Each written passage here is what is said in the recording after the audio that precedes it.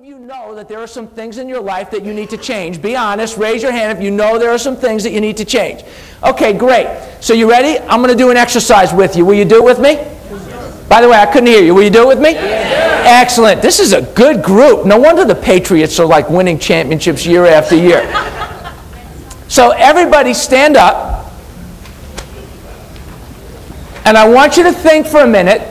If you know that there are things in your life that you need to change that will improve your quality of life today and also the quality of life as you age, everybody close your eyes and I want you to think of 3 things that you already know you need to change as it relates to your health, your relationships, your environment, how you use your time, your work environment, your finances, your legacy and what you're leaving to yourself and your children and all those different things. So close your eyes and I want you to think of 3 things. And when I count to 3, I want you to open your eyes and go meet a stranger, somebody that you never met before, and I want you to introduce yourself and say to them, I want you to verbalize it, I want you to communicate it and bring it to life right here, right now, and I want you to say, hi, my name is Eric Plasker, and the 3 changes I know I need to make are, and you say it, and then you listen to your partner, and then we'll sit down again. 1, 2, 3, go.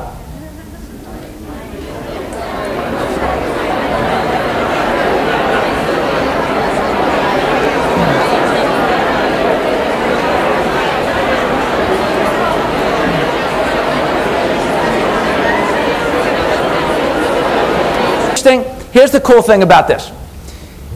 If you know that there are things that you need to change, in fact, how many of you have known you need to change some of those things for at least a month? Raise your hand. Okay, good. How many of you know that you've needed to change it for like at least 3 months, right? Anybody for 6 months? Anybody for a year?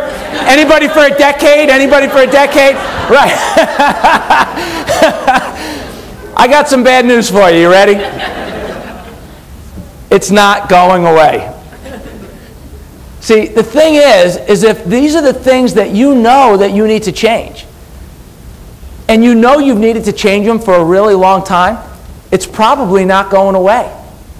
And so the question then becomes is how do you begin to make the changes that you know that you need to make so that you can really begin not compromising your quality of life every day, but enjoying the quality of your life every day. And a lot of this commitment to change has to do with what you're going to choose as your motivating factor. Let me tell you what I mean by this, because you basically have 2 options of motivation. Your first option of motivation is going to be crisis motivation. So there are some of you out here that maybe it's going to be a crisis that gets you to make the changes that you know you need to make. Maybe it's going to be a heart attack and that's going to be the crisis. Maybe it's going to be a stroke and that's going to be the crisis. Maybe it's going to be a bankruptcy and that's going to be the crisis. Maybe it's going to be the divorce and that's going to be the crisis. Maybe it's going to be a sick relative and that's going to be the crisis. There are so many different things. Maybe it's going to be losing a job and that's going to be the crisis. See, the thing that you need to decide is what is going to be the thing that is your motivating factor. Is it going to be just crisis that motivates you to change? Like a lot of the nursing home generation, which, by the way, have you ever heard the expression, if it ain't broke, don't fix it? Yeah. This is the motto and the mantra of the nursing home generation. This generation that was blindsided by their longevity lived by the philosophy, if it ain't broke, don't fix it. See, the challenge is, though, is that they defined broke as crippling or serious or life-threatening disease. That's how they define broke. See, the other option, the option for the 100-year lifestyle that I would love it if all of you would choose today and tonight, and all of you would share with your family and friends and relatives and coworkers so that they could choose this also in their life, is to now become motivated not by crisis, but motivated by quality of life.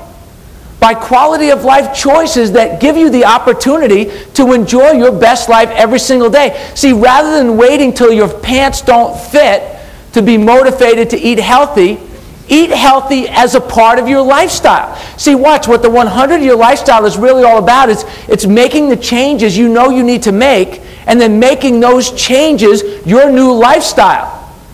Because when you do that, there's no going back. Do you understand? There's no going back. It's like you close the door to all those destructive things that don't support you living your best life every day.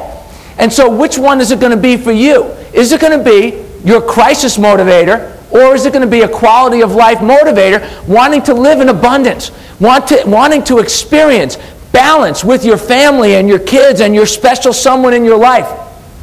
Is it that you want to experience passion in your career?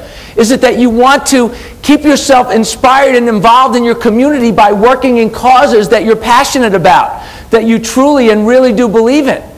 Is it to have the health and the energy that gives you an opportunity to truly live your best life every single day?